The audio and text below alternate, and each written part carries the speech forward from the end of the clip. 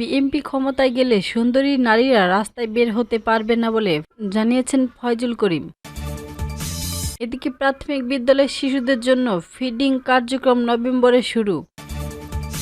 অন্যদিকে মেট্রো রেলের bearing pad পড়ে পথচারীর মৃত্যুর ঘটনায় মামলা এবং ডেঙ্গুতে একদিনে ৬ জনের মৃত্যু। এতক্ষণ শুনছিলেন শিরোনাম, এবার জানিয়ে দেব বিস্তারিত।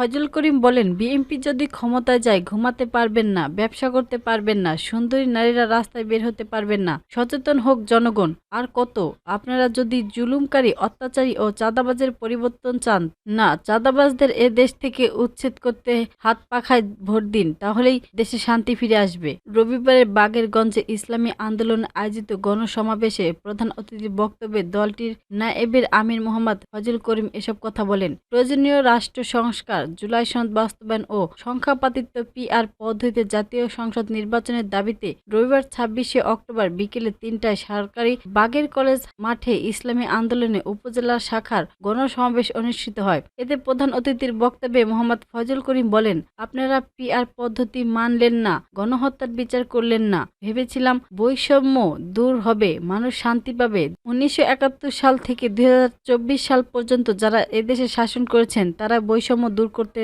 পারে নাই। শুধু দেশ, দল ও নেতার পরিবর্তনে বাংলার শান্তি আসতে পারে না। তিনি বলেন, এদেশের মুসলিম লীগ শাসন করেছে, আওয়ামী লীগ ও বিএনপি শাসন করেছে, কিন্তু মানুষের ভাগ্যের পরিবর্তন করতে পারেনি। বহু দলের শাসন দেখেছি, বহু নেতার শাসন দেখেছি, কিন্তু ভাগ্যের পরিবর্তন হয়নি। তিনি আরো বলেন, চোর যদি এমপি হয় যে করবে?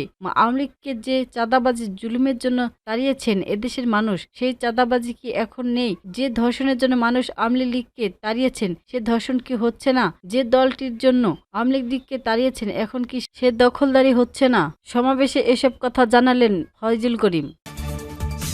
আগামী নভেম্বর থেকে দেশের ১৬৫ উপজেলার প্রাথমিক বিদ্যালয়ে শিশুদের পুষ্টিকর খাবার দেওয়া শুরু হবে। প্রাথমিক শিক্ষা অধিদপ্তরের মহাপরিচালক আবু নূর মোহাম্মদ শামসুজ্জামান একথা বলেন। মিরপুরে প্রাথমিক শিক্ষা অধিদপ্তরের নিজ কার্যালয়ে আজ বাংলাদেশ সংবাদ সংস্থা দেয়া একান্ত সাক্ষাৎকারে তিনি একথা বলেন। মহাপরিচালক বলেন, আমরা আশা করি নভেম্বর মাস থেকে দেশের ১৬৫ উপজেলায় প্রাইমারি স্কুলগুলোর ৩১ লাখ শিশুকে দেশীয় ফলসহ ডিম, দুধ, কলা, পাউরুটি ও বিস্কিট দেওয়া হবে। সপ্তাহে ৫ দিন তারা এ খাবার খাবে। নভেম্বর মাসের ১৭ তারিখে এ ফিল্ডিং কার্যক্রম শুরু হবে। তিনি বলেন, বাংলাদেশ পরিসংখ্যান ব্যুরোর কাছ থেকে পাওয়া তথ্য নিয়ে দারিদ্র্যের হার অনুযায়ী প্রতিটি জেলার একটি করে উপজেলাকে বেছে নেওয়া হয়েছে। নির্ধারিত এই উপজেলার প্রতিটি স্কুলে খাবার দেওয়া হবে। তবে বান্দরবান এবং কক্সবাজারের সব উপজেলায় সকল প্রাথমিক বিদ্যালয়ের ছাত্রছাত্রী এই স্কুল ফিল্ডিং কার্যক্রমের আওতায় থাকবে। মহাপরিচালক বলেন, আশা করি প্রতিটি স্কুলে ডিম, দুধ, কলা ও পাউরুটি, উন্নত মানের বিস্কিট ও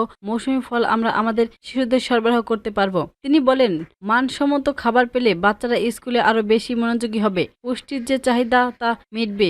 স্কুল ঝরে পড়ার হার অনেক কমে যাবে। শামসুজ্জামান বলেন, আমরা প্রধান শিক্ষকের জন্য ১০ম গ্রেড ইতিমধ্যে ঘোষণা করেছি এবং সেই লক্ষ্যে কাজ হচ্ছে। খুব সহজতায় ১০ম গ্রেড বাস্তবায়ন হবে। আর সরকারি শিক্ষক যা তাদের জন্য ১১তম গ্রেডের জন্য মন্ত্রণালয়ের সুপারিশ পাঠিয়েছেন। পে কমিশনে এটা নিয়ে আলোচনাও হয়েছে। শিক্ষকদের যে শূন্য পদগুলো আছে তা পূরণ করার জন্য আমরা উদ্যোগ নিয়েছি। মহাপরিচালক বলেন, সারা দেশে এই মুহূর্তে ১৩,৫০০ সহকারী শিক্ষকদের পদ শূন্য রয়েছে। আমরা শিক্ষক নিয়োগ বিধিমালাটা হাতে পেলেই নিয়োগ বিজ্ঞপ্তিতে যাব।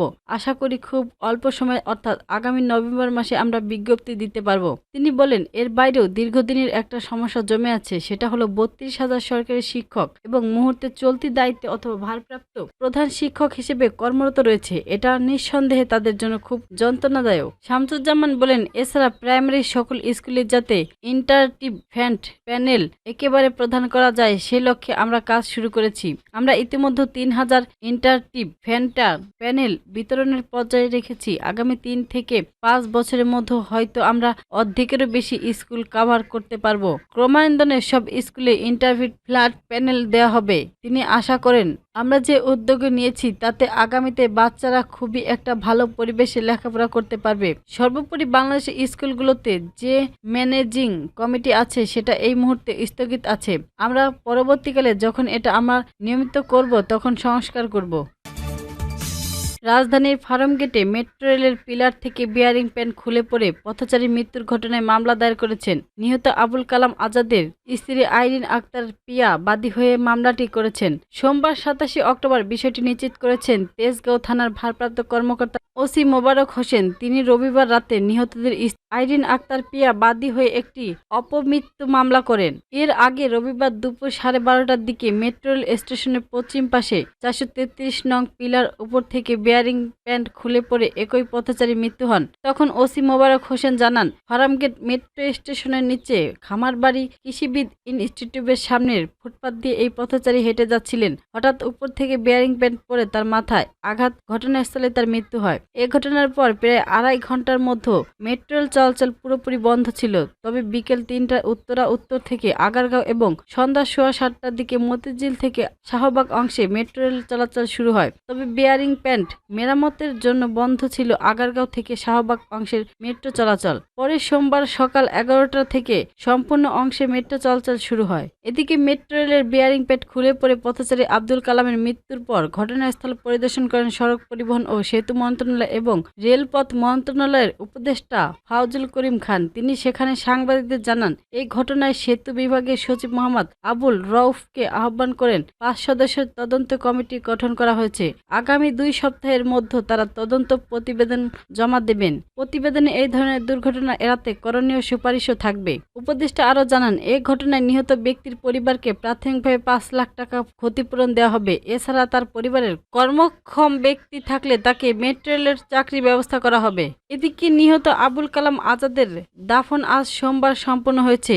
এদিক সকাল ৯টার দিকে শরীয়তপুরের নড়িয়া উপজেলায় ঈশ্বরকাঠি গ্রামে দ্বিতীয় জানাজা শেষে তাকে দাফন করা হয়। এর আগে রবিবার রাত 10টায় সিদ্ধিগঞ্জের নতুন আইলপাড়া এলাকায় বাইতুল জাহাল নামে মসজিদ প্রাঙ্গণে তার প্রথম জানাজায় নামাজ অনুষ্ঠিত হয়। এতে অংশ নেন শত শত মানুষ।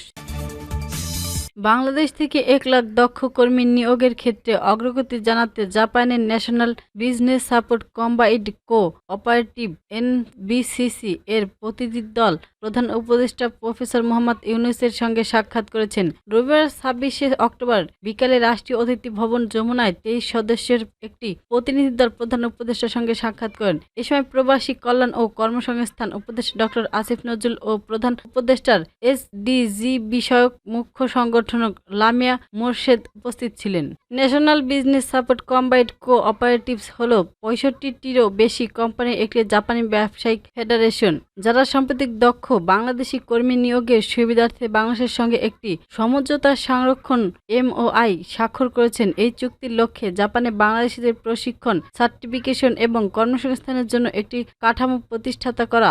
এর মাধ্যমে আগামী ৫ বছর টেকনিক্যাল ট্রেনিং প্রোগ্রাম টিআইপিটি এবং স্পেসিফাইড ফিল্ডস ওয়ার্কার্স এসএসডব্লিউ এর মতো কর্মসূচির আওতায় ১ লাখের বেশি কর্মী নিয়োগ করা হবে। প্রতিনিধি দলের সদস্যরা জানান, স্বাক্ষরিত সমঝোতা স্মারকের আওতায় প্রথম ধাপে আগামী বছর ২০১০ কর্মী নিয়োগের বিষয় প্রক্রিয়াধীন। পরবর্তীতে ২০২৭ সালে ৬,০০০ ও ২০২৮ সালে ১৮,০০০ কর্মী নিয়োগ করা হবে।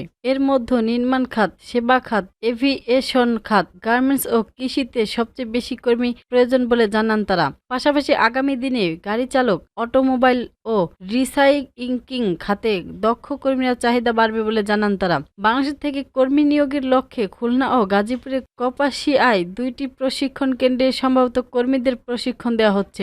ইতিমধ্যেই এনবিবিসি প্রতিনিধি দলের সদস্যরা কেন্দ্রবিন্দু পরিদর্শন করেছেন। এ সময় প্রধান উপদেষ্টা কর্মীদের প্রশিক্ষণের বিষয়ে কোনো ঘাটতি রয়েছে কিনা জানতে চান। প্রধান উপদেষ্টা বলেন, প্রাথমিকভাবে কিছুটা কঠিন মনে হলেও বাংলাদেশের মেয়েদের একবার শিখিয়ে দিলে তারা নিজেরাই অন্যদের শেখাতে পারবে। একবার যাওয়া শুরু হলে অন্যরা ইহসাত পাবে। এনবিসিসি প্রতিনিধিরা জানান, আগামী কয়েক বছরে জাপানে ৪ লাখের বেশি দক্ষ নার্সের প্রয়োজন হবে। তারা বাংলাদেশ থেকে আরও বেশি নার্স নিয়োগের বিষয় বিবেচনা করবেন। বৈঠকে উপদেষ্টা আসিফ নজরুল বলেন, সরকার জাপানে কর্মী নিয়োগে অগ্রগতি নিয়মিত পর্যালোচনা করেছেন। এ ব্যাপারে সরকার একটি সুনির্দিষ্ট রোডম্যাপ তৈরি করবেন বলে জানান তিনি। মন্ত্রণালয় থেকে জাপানে কর্মী নিয়োগ সংক্রান্ত সমস্যা নিরসনে একটি নির্দিষ্ট সেল গঠন করে দেওয়া হচ্ছে বলে জানান তিনি।